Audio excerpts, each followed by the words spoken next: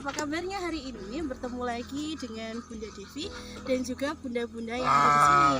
Di sini ada Bunda Astri, Bunda Restu, dan Bunda Tika, tapi masih mengurusi persiapan. Nah, anak-anak, tahu tidak ya hari ini hari apa? Nah, betul sekali. Hari ini kita akan mengadakan penyembelihan hewan kurban hasil dari infaknya anak-anak setiap hari Jumat. Nah, anak-anak mau tahu tidak kambing-kambing yang akan disembelih hari ini? Kambing-kambing hasilnya anak-anak berinfak setiap hari Jumat. Kita lihat dulu ya. Tada! Minta tolong Bunda Asri. Ini dia kambingnya. Ada berapa? Kita hitung dulu ya. 1, 2. Ada 2. Kira-kira anak-anak berani tidak ya pegang kambingnya ya? Nah, ini adalah kambingnya anak-anak, hasil infak anak-anak setiap hari Jumat. Nanti kambing ini insya Allah akan kita sembelih hari ini. Kemudian akan kita bagikan kepada yang membutuhkan. Nanti ada masyarakat yang ada di sekitar sekolah, nanti akan kita bagikan kambing-kambing ini. Tapi sebelum itu, anak-anak, nanti setelah ini kita mau melihat dulu, akan ada video dari seseorang yang pasti dikangeni sama anak-anak. Beliau adalah orang yang selalu memberikan keceriaan bagi anak-anak ketika ke sekolah. Siapakah dia? Nah, kita akan mendengarkan cerita dari Pak Yusuf. Siapa yang sudah kangen dengan Pak Yusuf? Nah, hari ini kita dengarkan cerita dari Pak Yusuf dulu ya. Nanti kita sambung lagi. Terima kasih anak-anak. Assalamualaikum warahmatullahi wabarakatuh. Assalamualaikum warahmatullahi wabarakatuh. Alhamdulillah. Asyhadu an la ilaha illallah wa asyhadu anna Muhammadar Rasulullah. Allahumma sholli ala Muhammad wa ala ali sayyidina Muhammad. Apa kabar anak-anak solihah semuanya? Baik ya? Alhamdulillah. Hari ini adalah peringatan hari besar Islam.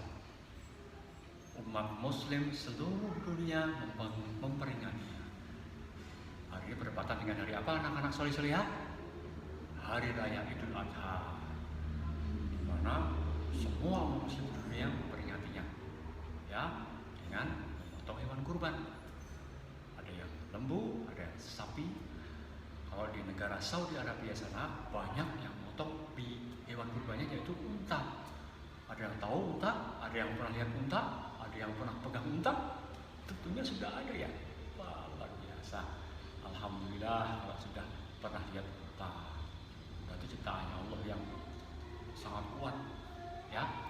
Nah, bertepatan dengan Hari Raya Idul Adha ini, tentunya anak-anak soleh-solehah semua sudah pada pernah dengar ya kisah yang sudah masyhur, teramat sangat masyhur, yaitu waktu zaman kenabian dulu ada Nabi Ibrahim, istrinya siapa namanya?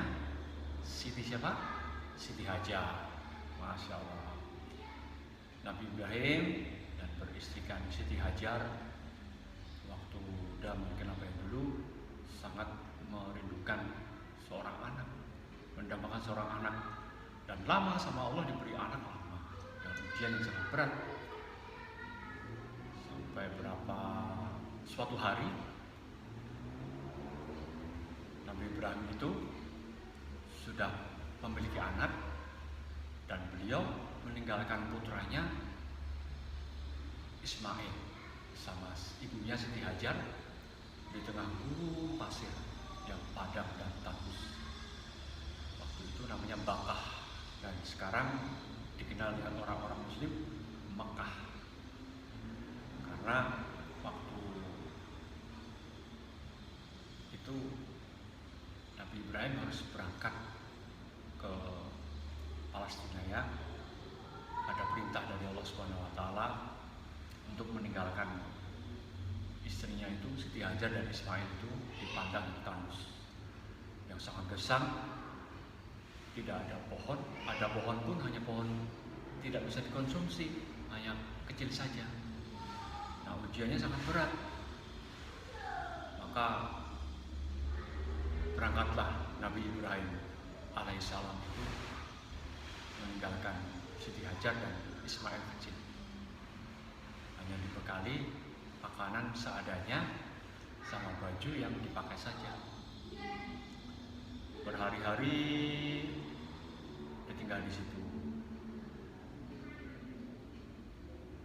Tentunya di tengah padang pasir tidak ada air. Bekalnya air itu hanya cukup untuk beberapa hari saja. Lalu setelah sekian hari, Ismail masih membutuhkan air susu dan di situ tidak ada air. Tentunya Ismail kehausan ya, anak-anak soleh-solehah, dan menangislah dan rewellah waktu itu.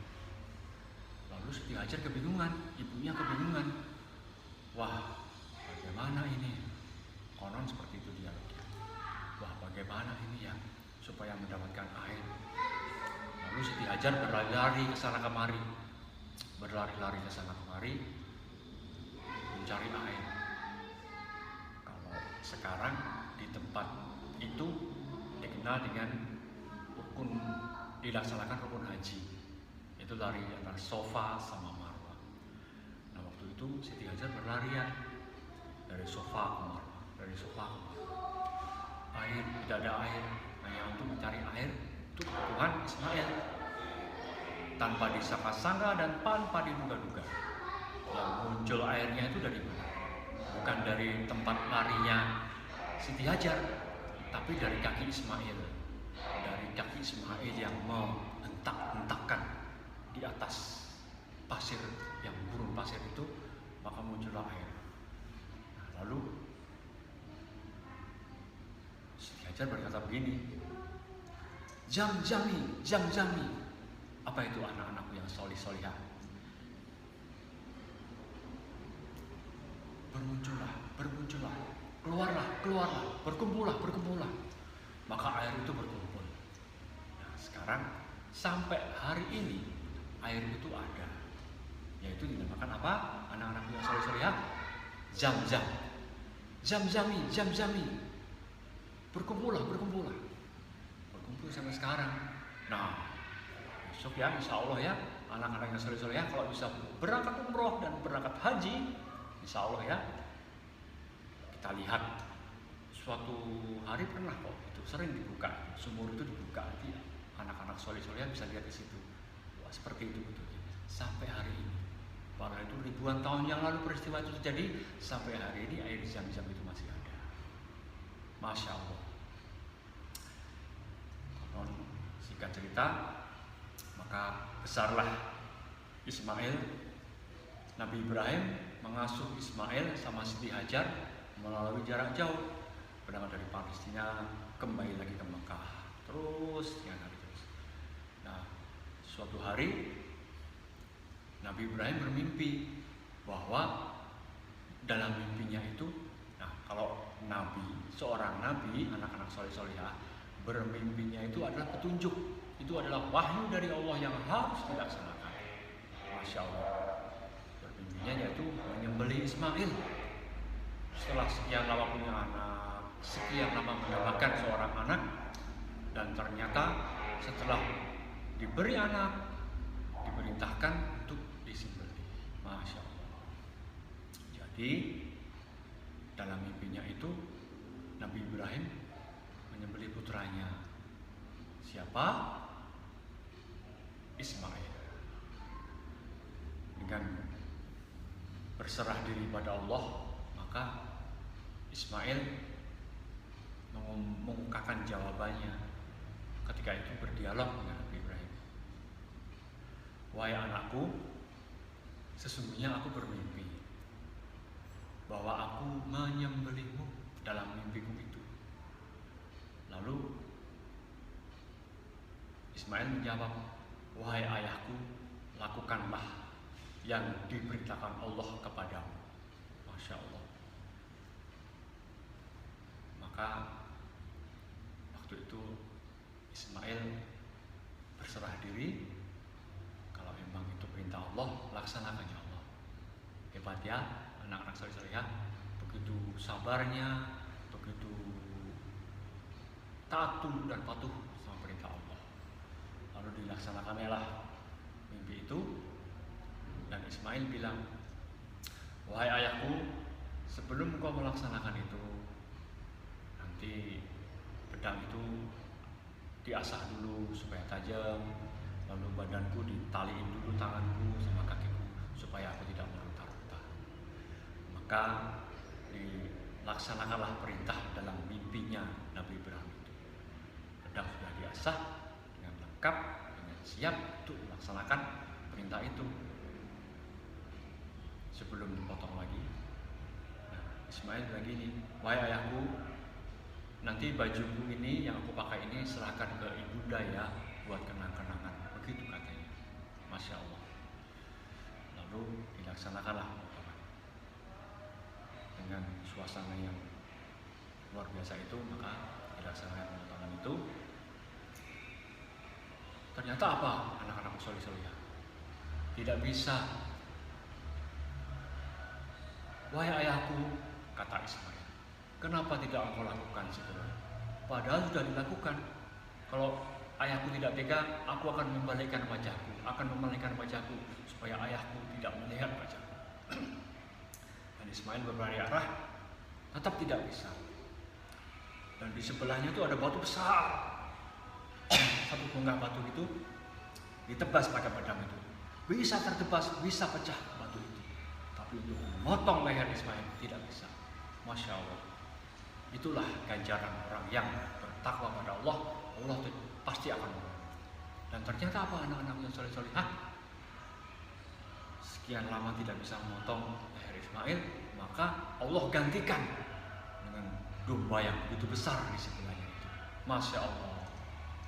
Nah, sekarang terjadilah suasana peringatan hari besar Islam yang diperingati orang seluruh dunia, umat muslim seluruh dunia. Baik anak-anakku, demikian ya cerita tentang Idul Adha. Mudah-mudahan bermanfaat. Anak-anakku yang sudah motong hewan kurban, selamat menikmati daging kurbannya. Salam dari saya ya buat ayah bunda di rumah. Tetap semangat belajar. Sampai ketemu di sekolah dengan suasana riang gembira. Terima kasih. Assalamualaikum warahmatullahi wabarakatuh. Allahu Akbar. Allahu Akbar walillahil hamd. Allahu Akbar.